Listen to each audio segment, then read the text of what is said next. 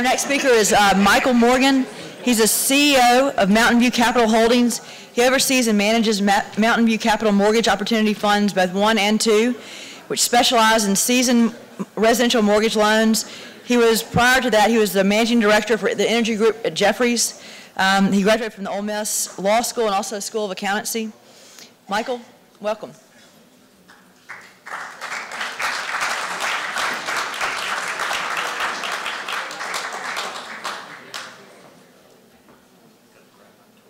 There you go. I'll take that. And that's all you wanted. What, no, which way did So that one. Okay, all right, Yep. all right. Thank you.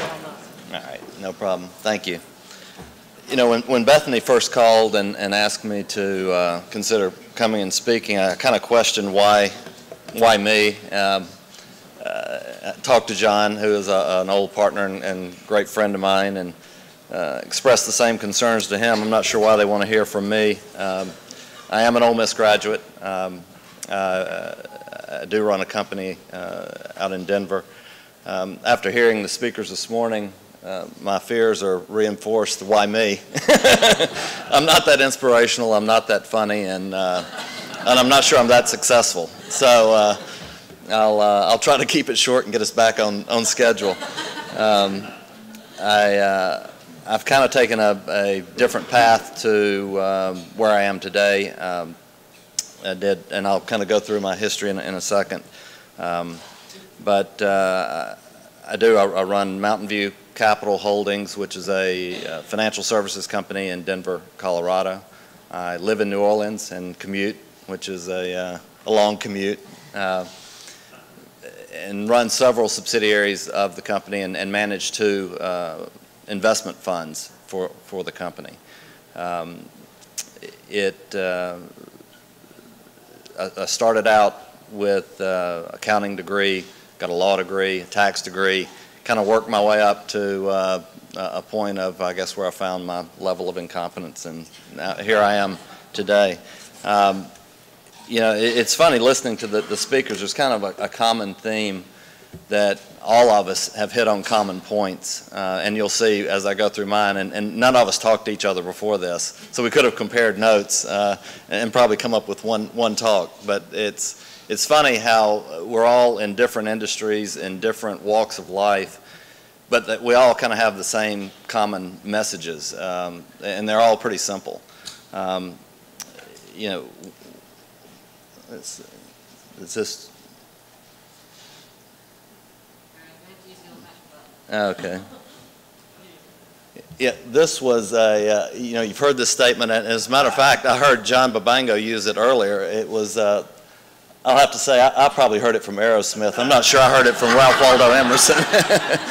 I think Aerosmith plagiarized it, and then, of course, John plagiarized it again today. I heard him use it. I wish I could say I read it from Ralph Waldo Emerson, but unfortunately, I think it was probably Aerosmith. And then it was changed to success is a journey, not a destination. The doing is often more important than the outcome.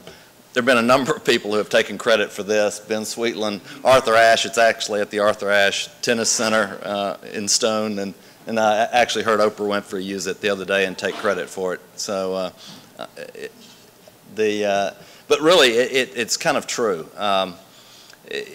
You know, I can think back to when I was getting out of school and was in my 20s, and I had in my mind what was going to make me a success, and it was all financial.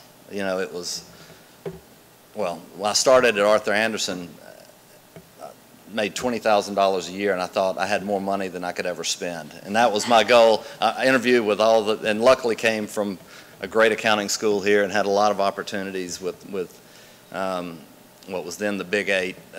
Jerry was showing how much older I am. His was the Big 6 by the time he got there. Now it's the Big 4, I guess. But Arthur Andersen was the only one that offered me in Houston $20,000. Everybody else was offering $18,000, and I thought, wow, that's my goal. I wanted to make $20,000. And I had all these things in my mind of when I make $50,000 or when I make 6 figures, or if I ever become wealthy in the eyes of Obama and make $250,000, and or if my net worth is whatever. And you know, you have a different perspective. I'm 52 now, and you kind of look back, and I have a daughter that just started Ole Miss, and sons in 7th grade. You have a different perspective on life. But, you know, you look back and those milestones that you thought were so important, the financial milestones, they kind of come and go without consequence. You have a good year financially, and you wake up the next day and it's all right, well, now here's the new year. The things that really stick out in your mind, both from a personal level and on a business level, are not the paychecks and the money you saved, and it's the friendships you made, it's the deals, the interesting deals you got to work on, the interesting people that you ran across, and it's not necessarily, some of them became very close friends. John Babango and I were partners for a while. We're still very close friends. You know, you kind of cherish those things, and it really is the journey. You never really get to the destination. Maybe your last breath, I guess, is is the ultimate destination. But so you know, the overriding message, I guess, is kind of enjoy the journey. That's if you're not enjoying what you're doing along the way and having good experiences along the way, all the financial rewards and all of that really don't mean a whole lot. Just a brief, because I had kind of a strange place, and it's funny, I run MountainView Capital. My children have no idea what I do. My parents have no idea what I do. I'm not sure I don't really know what I do. I don't have I'm not very good at explaining what it is we do. We are a mortgage-related and fixed income sales, trading, and analytics firm. We buy and sell mortgages, we advise clients, we do valuation and analytical work in and around mortgage assets and fixed income assets. We're kind of a big player in a small pond when it comes to mortgage assets. We do analytics work for, there's about 250 mortgage servicers in the country. We do 9 of the top 10, 35 of the top 40, and about 185 of the 250. But it's a relatively small pond, so it's maybe not as impressive as it sounds. But you know, our clients range everywhere from Citibank, J.P. Morgan, U.S. Bank, Wells Fargo, down to the local credit union in Oxford. And my path of kind of getting here is I went to undergrad here, got an accounting degree. Like I say, we were very lucky that Ole Miss had a phenomenal reputation in the accounting school. So when I got out, and I don't know what the job market in accounting is today, but in '81 when I got out, you could pick your job, especially if you came from Ole Miss. Interviewed with all the big 8 firms in various cities and had my choice. And like I say, I chose Arthur Andersen in Houston. That was kind of the gold standard at the time. That was their largest office in the country, had 1,100 CPAs in it. And it's funny, when I look back, I took the job without ever having gone to Houston. I had no idea. And honestly, while I had flown on small private planes, I had never flown on a commercial airline when I took the job. I was 21 years old and had never been on a commercial airline. But took the job, and mainly it was because like I say, the firms in Memphis and in Jackson were paying $18,000 a year, and Arthur Andersen said, "We'll pay you $20," so sounds like a winner out. That's where I'm going. I knew that wasn't what I wanted to do for a living. I was always kind of one of those kids that I knew what my path was going to be when I was 15 years old, or at least I thought I knew what my path was going to be. I grew up in a family of lawyers, and I always had in my mind, I'll be a lawyer. But I want to have something that'll set me apart. I want to be a CPA and a lawyer. So I went to Arthur Andersen. Just at the time, you only had to have 1 year experience to get a CPA certificate. So I went there just to get the CPA certificate. Came back, went to law school at Ole Miss. I wanted to have something to kind of set me apart from the other law graduates. So I went to University of Florida, got a tax degree. Really, at the time, it wasn't because I was dying to be a tax lawyer. It was because I wanted to set myself apart from everybody else and have something that most others didn't have. Ended up practicing law with several firms, and one of which was a firm that John and I started. Then in 1998, ended up deciding I was done with practicing law. I guess I had a little bit of attention deficit. I couldn't focus on one thing. I was always looking for something else, and decided I was going to go into investment banking. Went to work for a Wall Street firm, Jeffries and Company, that was New York Stock Exchange listed company, in the energy group. At the time, I didn't really know what an investment banker was, and had never done an energy deal in my life. And picked up a wife and a 4-year-old child and moved to New Orleans and became an energy investment banker. And then in 2007, bought MountainView Capital Holdings and kind of used my experience to go out and raise capital and grow it to kind of where we are today. You know, again, I don't know that I am a real inspirational speaker or anything, but it's funny how we all kind of come up with the different ideas, and they all seem to be common with each other. You know, the first thing is, I would say, you know, be prepared. And you're starting the right place. You know, a good education, a degree, an MBA from Ole Miss is a great thing to have. It sets yourself apart from others out there. It's a tough job market. You know, it's 340 million people out there looking, you know, and half of them looking for jobs, and it's competitive. You know, we have people all the time sending us. I have about 70, 75 employees, and most of which are MBAs or CPAs or CFAs or different designations. And we get resumes every day of people looking for jobs. And we've gotten to where we won't even interview someone unless they have an advanced degree. There's just so many candidates to choose from that if we get a resume from someone with from an undergrad program, we have the luxury of not having to do that. We look for you know, advanced certifications, CFAs, all the different things that set candidates apart.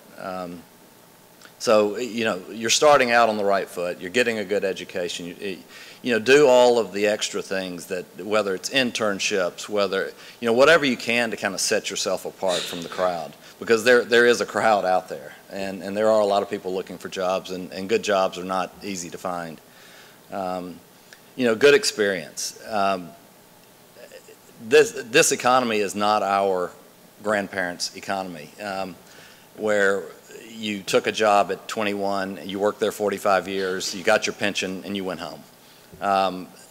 You do move around. You know, I've read some statistics, and the people in the business school would know better than me, but you know, you'll probably change jobs 2 or 3 times in the first 10 years. Don't be too caught up in what am I going to make right out of school, like I was, of I'll take the job in Houston where I've never even been because I'm going to make $2,000 more than I would if I went to Memphis that I knew very well. You know, find jobs that give you something that you can build on, that are interesting to you, that are going to provide building blocks for your career. The extra, you know, if you got multiple offers and there's $2,000 or $3,000 of difference between offers, I can assure you over your career that $2,000 or $3,000 won't make a difference. It will make a difference if you go to a shop or a place that has, you know, interesting work that you're passionate about, that has good people. So, you know, experience is everything. And I've heard others say, and we've had people that have, and I've got some people sitting on my trading desk right now that are working for nothing. I've got a man that's 45 years old that was a trader at another shop that came and said, and I said, he trades commercial mortgages, commercial mortgage-backed securities.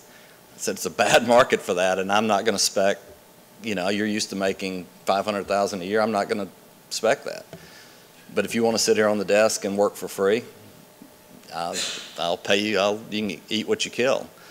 We've had young people right out of school come and persistence. That's the other thing I would say is, you know, be persistent. The ones that keep showing up every week of, hey, can I sit here and learn what you're doing for free?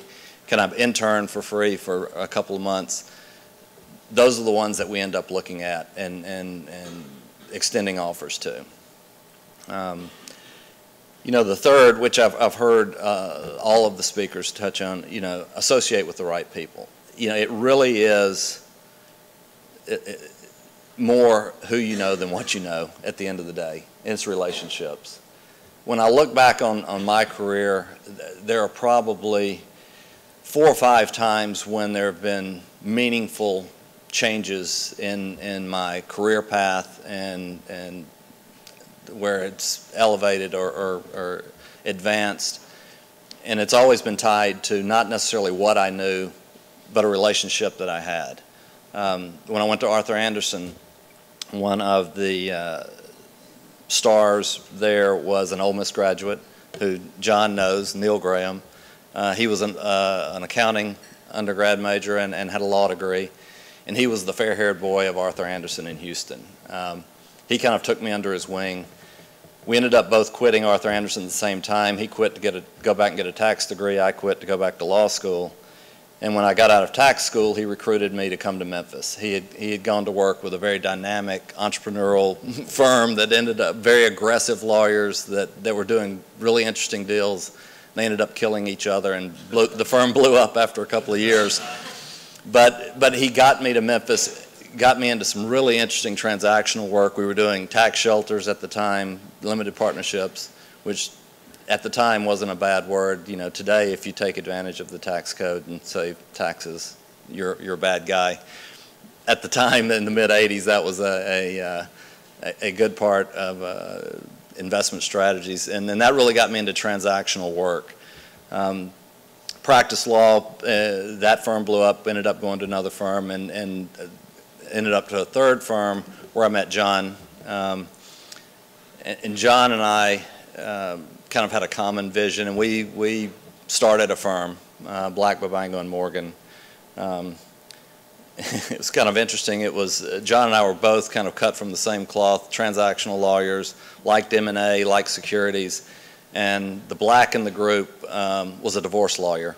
So we had a boutique transactional firm with a family law slant to it.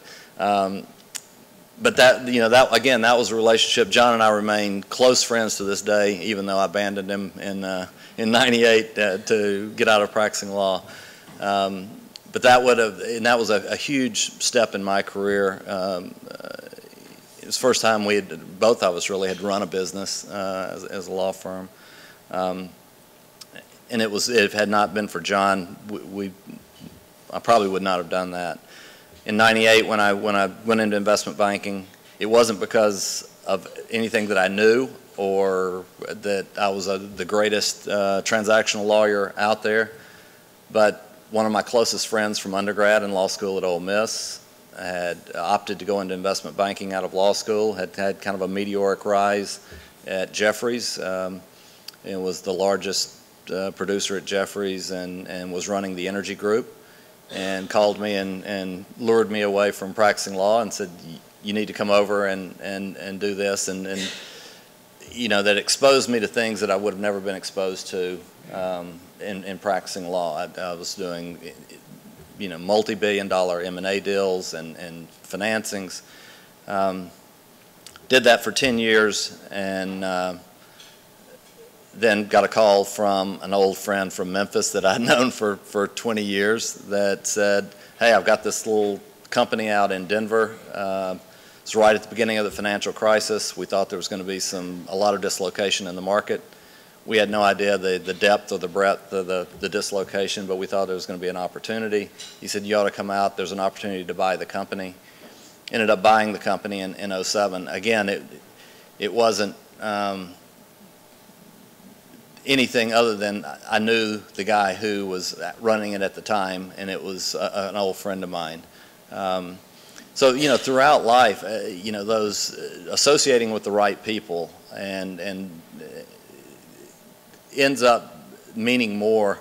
You need to have good experience. You need to know what you're doing, and I was able to capitalize on all the different things that I've done because of my experience and education and all of that. That was good. But I never would have had the opportunities had I not been friends with those people. You know, second is be patient. I have a lot of friends whose kids are getting out of business school or whatever, and they want to come talk and, hey, what should I do with my life? And there's always kind of the common answer of, well, what do you want to do? Well, I kind of want to do what you're doing. And I was like, well, okay, it only took me 25 years to get to where I'm doing. That's great that you want to do what I'm doing. You know, unless you're a Mark Zuckerberg or, you know, whoever, Bill Gates or someone like that, it's not going to happen overnight. You know, and hopefully there are some tech whizzes in here or whatever that come up with the next greatest idea or the Windows or whatever it is, and it will happen for you. But the reality is you got to work hard. It's a long path, so work and don't get too caught up in trying to do it overnight. And I'll try to speed up because I see she's standing up. You know, enjoy what you do. You know, again, I'll have to say I probably heard this from John Lennon, not Confucius, but choose a job that you love and you'll never have to work a day in your life. Neither one of those guys probably ever did work a day in their life, so it's easy for them to say that. It's probably a little bit overstated. I do like what I do. I think everybody here that has spoken enjoys what they do. I think everybody here would also say there are days when it is work, and whether you like it or not. But if on balance you can, you know, have more days that you enjoy than those that you don't, it certainly makes the journey a lot nicer. Don't be afraid to take risk, and I'll speed it up a little bit here. The times that again, it goes back to when I made changes in my career, were big risk. When John and I started a law firm, the path of least resistance was for both of us to go to a big law firm. John has gravitated back to that path, and now he's running a big law firm, but he's done well with it. You know, instead we went out and we started a firm. We put our names on the leases. We put our names. You hired employees. We did all the things. That took us to another level. You know, we made more money than we had made ever practicing law, and had more success and had more fun doing it.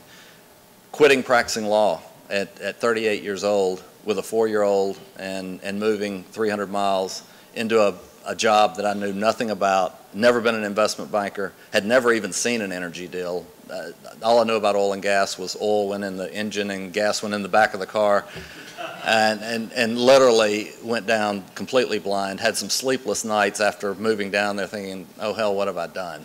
I've given up a good law career. John probably won't take me back, and now what? But it worked out, did it for 10 years, had a great career at Jeffries and enjoyed it, and then gave it all up to go buy a company at the beginning of a financial crisis. There was a financial services company. People were asking, you know, why? Why would you do that? I thought there was going to be an opportunity. It was a big risk.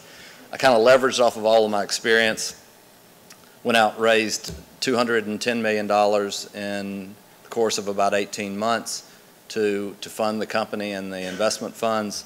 And again, it was all the building blocks of the different jobs that I had, practicing law, being an investment banker. It all came together to kind of get me to the point where I could go do that. And so when people say, you know, they're 23 years old and I want to do what you do, well, it took a while to get to where I'm doing what I'm doing. and there were some lessons along the way. And then, the final thing is, maintain balance. It's, yeah, you have to work hard, and it's, at the end of the day, you have to outwork the next person. You have to be smart about how you work. But don't, you can't let that control your life. You've got to have balance. If you're happy and you have a good personal life, it's going to make you more productive in your business life.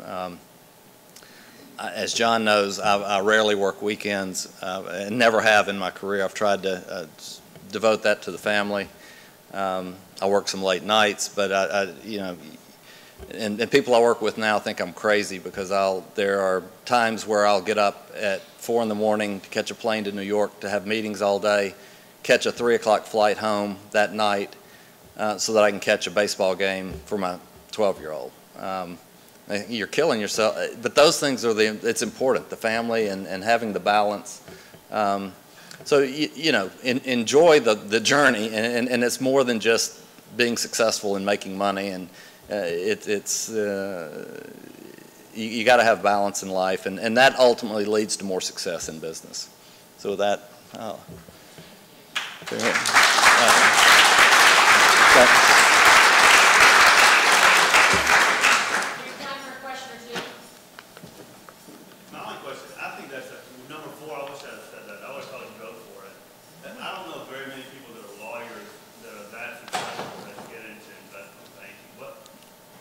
that's taking their career because you already made it. Will you just talk about how you found the courage to do that?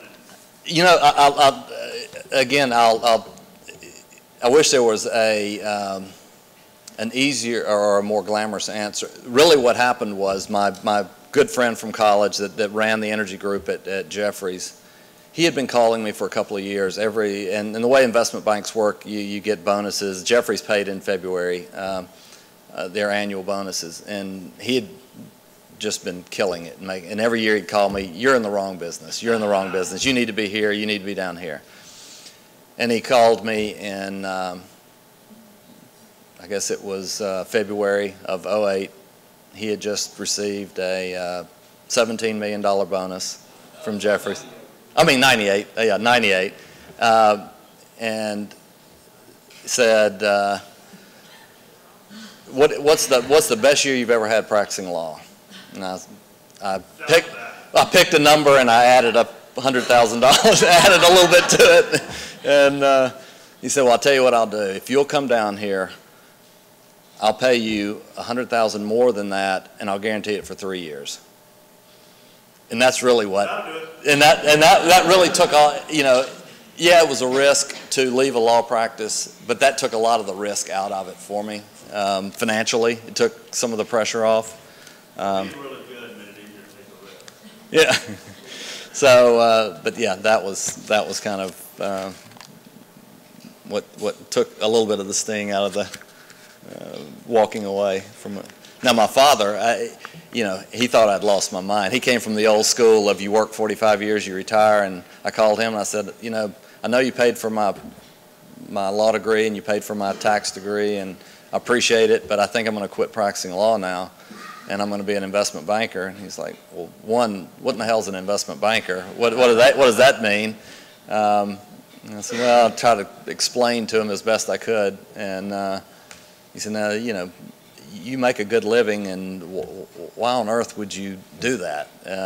He never really understood, but they've kind of learned to accept it now. But any other? Good. Well, I appreciate it, and I'm really glad to be here.